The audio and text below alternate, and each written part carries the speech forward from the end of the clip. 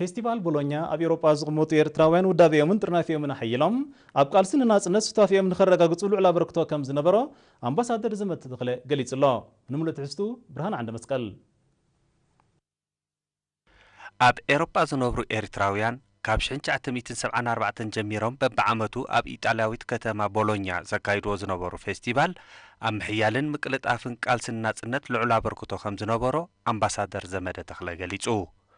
ንማዕከናት ዜና ኤርትራ ብዝሃቦ መግለጺ ኣምባሳደር ዘመደ ፌስቲቫል ቦሎኛ መቐጸልታ ናይቲ ኣብ 1970 ኣብ ዝተፈላለየ ቦታታት ኤውሮጳ ብውሕዳት ኤርትራውያን ዝተጀመረ ምትእኽኻብ መስመር ህዝባዊ ሓይልታት ኮይኑ ፖለቲካውን ቁጠባውን ኣበርክቶ ንምግባር ዝተበገሰ ምዃኑ ቃልሲ ኤርትራውያን ምስ ዝተፈላለዩ ማሕበራትን ምንቅስቓሳትን ኣብ ምልላይ ድማ ዓብ ተራ ከም ዝነበሮ ኣብሪሁ። ኣብ ዝተፈላለያ ከተማታት ጨናፍር ብምቋም ዝፈለመ ምትእኽኻብ ሓፋሽ ውድባት እናሓየለ ድሕሪ ምኻዱ ኣብ ኤውሮጳ ዝነብሩ ኤርትራውያን ብሓባር ኣብ ቦሎኛ ተኣኻኺቦም ንጥፈታቶም ክግምግሙ ከም ዝጀመሩ ምስ ግዜ ድማ ናብ ንኹሉ ዝጠርንፍ ፌስቲቫል ከም ዝማዕበለ ድማ ኣረዲዩ። ፌስቲቫል ቦሎኛ ውርሻ ቃልሲ ንግደት ዝኽሪ ብዝብል ቴማ ካብ 4 ክሳብ 6 ሓምለ ዝካየድ ዝኽሪ መበል 40 ዓመት ፌስቲቫል ቦሎኛ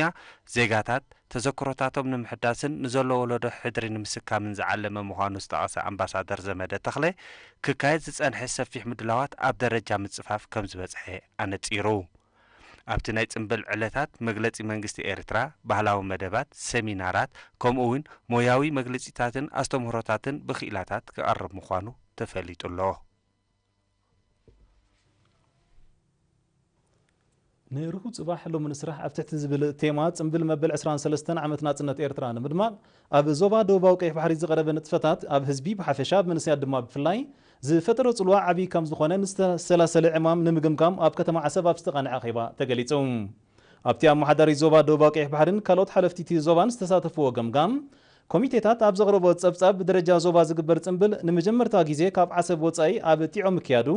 ህዝቢ ኩለን ምምሕዳራት ከባቢ ከምኡ ዳሳት ብምትካል በዓል ናጽነቱ ብኽብ ዝበለ ድምቀት ምጽምባሉ ናይ ሎሚ ዓመት ጽምብል ፍሉይ ከም ዝገበሮ ተገምጊሞም። ካብ 23 ክሳብ 26 ግንቦት ኣብ ቀጽሪ ሆቴል ራስ ገንቦ ንዝቐረበ መደባት ኣስታት 15,000 ህዝቢ ከም ተዓዘቦ ክግለጽ እንከሎ ብተምሃሮን መንእስያትን ዝቐረበ ምርኢት ኤግዚቢሽን ንመንፈስ ተወዳዳርነትን መሃዝነትን ዝሕይል ምንባሩ ተሓቢሩ። ብዘይካዚ ኣብቲ ኣኼባ ብምኽንያት 20 ሰነ ኣብ መንእስያት ዝቐንዐ ፍሉይ መደባት ንምድላው ሰፊሕ ዘተ ድሕሪ ምክያድ ንትግባሪኡ ካብ ሕጂ ክስራሕ ተወሲኑ። ኣመሓዳሪ ዞባ ደቡባዊ ቀይሕ ባሕሪ ኣቶ ገርገስ ግርማይ ኣብ ዘስምዖ ቃል መዓልቲ ናጽነት ኤርትራ ንኽብራን ርዝነትናን ብዝገልጹ መደባት ማዕሪጋ ንኽትውዕል ንዝተኻየደ ውህድ ስራሕ ብምንኣድ ኣብ ቀጻሊ ዝበለጸ መደባት ክቐርቡ ዝያዳ ጻዕሪ ክካየድ ኣዘኻኺሮም።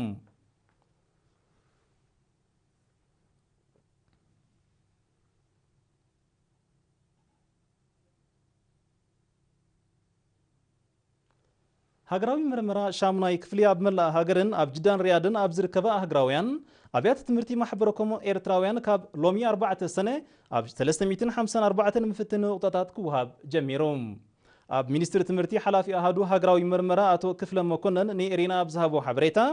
ኣብቲ ንክልተ መዓልታት ዝውሃብ ምርመራ 46 ሚታዊት ደቂ ኣንስትዮ ዝርከቦም ኣስታት 60,000 ተምሃሮ ይፍተኑ ከም ዘለዉ ብምሕባር ኣብቲ መፍተኒ ነቁጣታት 4,000 ዓቕሚ ሰብ ተዋፊሩ ምህላው ሓቢሮም። ናይ ሎሚ ዓመት ሃገራዊ ምርመራ ሻሙናይ ክፍሊ ካብ ከተማታት ሓሊፉ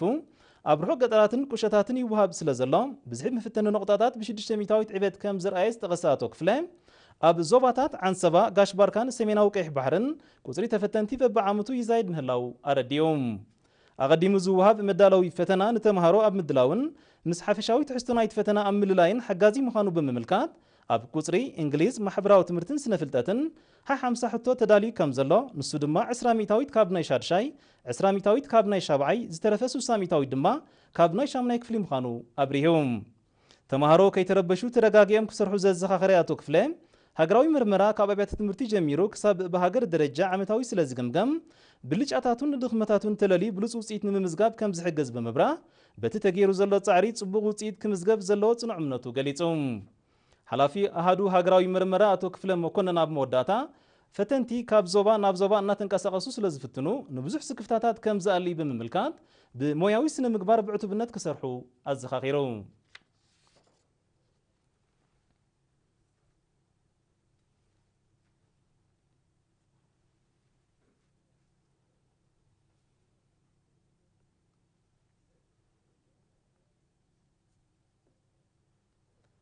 ኣብ ሽዱሽተ ምምሕዳራት ከባቢ ንዞባ ናቕፋ ንዘሎ ፀገም ቀረብ ፅሩይ ስተማይ ሰብን ጥሬትን ኣብ ምፍታሕ ከምኡውን ንሕርሻው ንጥፈታት ዘገልግላ 8 ከዘንቲ ማይ ይስራሕ ኣለዋ ወኪል ሪና ሄርሞን መኮነን ንዘዳለዎ ፀብጻብ ኣርሴም ኣስመሮም ምምሕዳር ዞባ ሰሜናዊ ቀይሕ ባሕሪ ኣብ ዞባ ናቕፋ 5 ራህያታትን 3 ዲጋታትን ብማእስታዊ ወፍራ ይሰርሕ ከም ዘሎ ሓላፊ ጨንፈር ሚኒስትሪ ሕርሻ ኣብቲ ዞባ ኣቶ ጃበራ መሐመድ ዓሊ ንኤሪና ገሊጹ መንእሰይ ጃበራ ኣስዒቡ እተን ኣብ ባቕላ ማሬት ናቕፋ ኣግራዕ ጻብራን ሞዖን ዝስርሓ ዘለዋ ከዘንቲ ማይ ንዝስተ ማይ ነበርቲ ከባብን ጥሪቶምን ከገልግላ ምዃነን ብምግላጽ ብፍላይ ነበርቲ ባቕላ ኣስታት 4 ሰዓታት ናብ ዞባ ሰልዓ ከባቢ ጣህራ እናተጓዕዙ ክሰትዩ ብምጽናሖም እቲ ዕማም ዓብ ፍታሕ ምዃኑ ኣብሪሆም ዲጋ ምዖ ድማ ነቲ ኣብ ፊደል ፐ ተተኺሉ ዘሎ ከበሳ ወፍረታት ንኸተስትን ኣብ ትሕቲኣ ንዘሎ 54 ሄክታር ንሕርሻ መሬት ከተልምዕን ተፅቢት ክግበረላን ከሎ ዲጋ ጻብራ ድማ ብቐዳምነት ንዝስተ ማይ ህዝብን ጥሪትን ከም እተገልግል ተፈሊጦም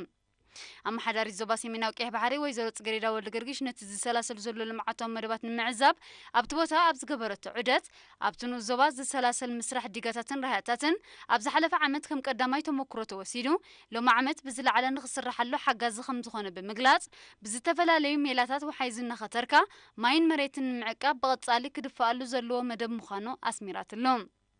ነቲ ስራሕ ዝከታተል ዘሎ መንእሰይ ሕድራይ ፍረዝግን ኤሪና ኣብ ዝሃቦ ሓበሬታ ኣብቲ ማእቶታውን ንጥፈታት ዝሳተፉ ዘለዉ ነበርቲ ተማሃሮን ኣባላት ህዝባዊ ሰራዊትን ካብ ወርሒ መጋቢት ጀሚሮም ኣብ 8 መዓልቲ እናወፈሩ ድሮ ልዕሊ 70 ሚታዊት ናይቲ ስራሕ ተዓሚሙ ከም ዘሎ ብምብራህ ንትግሃትን ኮማዊ ተሳትፎን ህዝቢ ኣሞጊሶም